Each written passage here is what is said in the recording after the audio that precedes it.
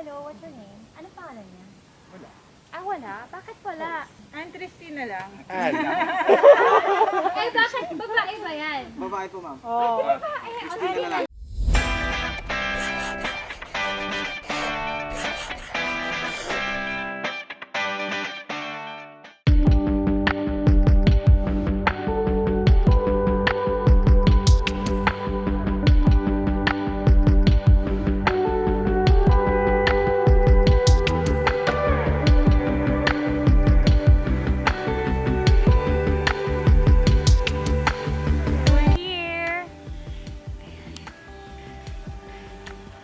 We just got here sa Tibby's farm, and this is the new location of 1798 Lifestyle Studio, and that's the cafe. Let's go!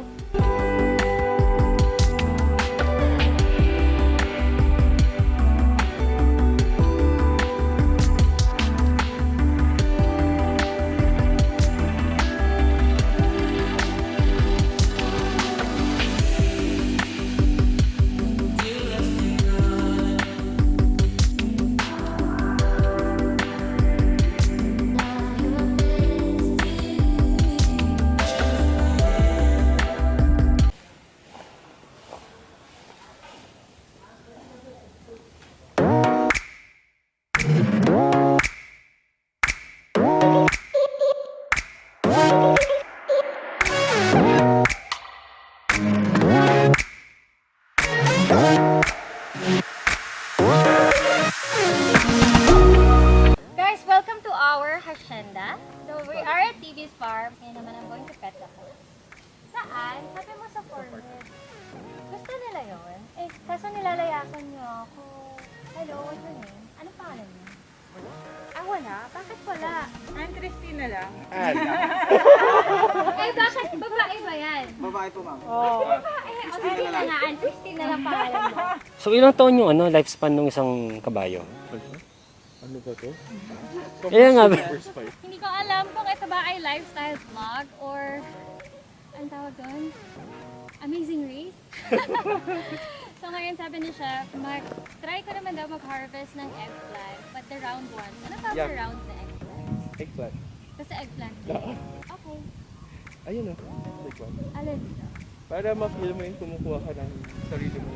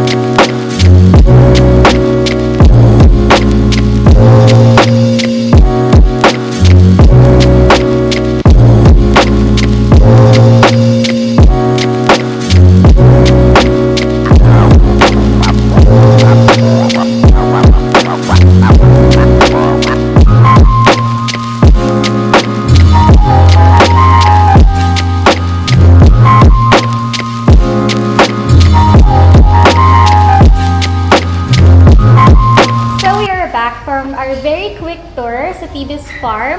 Nandito na ulit tayo sa 1798 Cafe ni Chef Cente. Again, it's in its new location and definitely better. I hope you enjoyed that quick tour kasi sobrang na-enjoy ko din.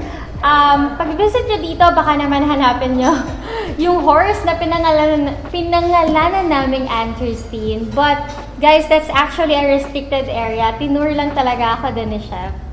May area na visitors are allowed, but that area kung nasan yung mga horse, that's a restricted area.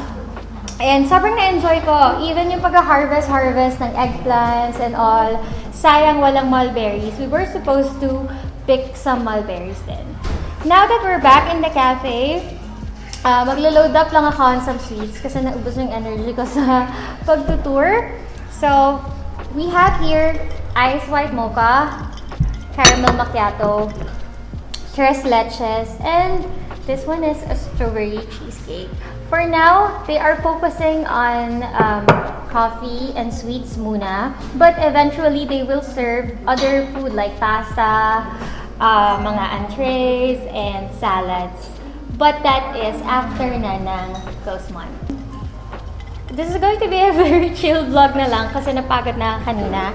Also, I would like to commend them for using, this one is an edible straw made of rice and tapioca.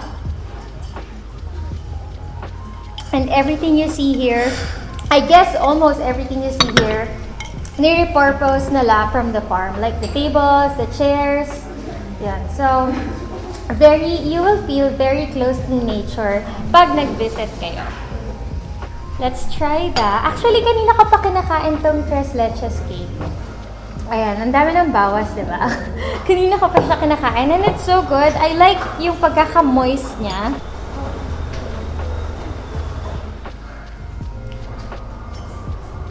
It's so moist and creamy but not too sweet. With real strawberries.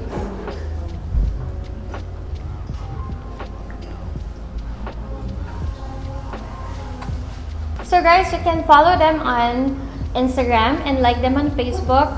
You can send them a message to book an appointment here. They are open daily except Monday from 10 in the morning to 7 p.m. So, I hope you guys visit this place and tag niyo ako sa mga photos niyo.